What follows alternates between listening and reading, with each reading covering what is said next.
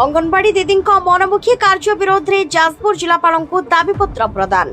जाजपुर जिला रसलपुर ब्लॉक प्रथमाखंडी ग्राम पंचायत 2 नंबर अंगनवाड़ी कर्मी स्वर्ण मंजुली साहू विरोध में जाजपुर जिलापाल को दाबीपत्र प्रदान करा जायछि। अभियोग मुताबक यह केन्द्रटी गत 15 अंगनवाड़ी दीदी चाबी पकाई रखिथिबा अभियोग होईछि।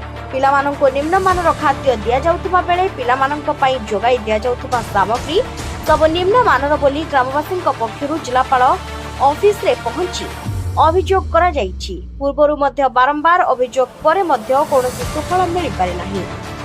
अतिरिक्त जिलापाल ग्रामवासी सहित आलोचना करिबा परे समस्यार समाधान करिवे बोली प्रतिश्रुति दैथिले। Bureau report news Odia.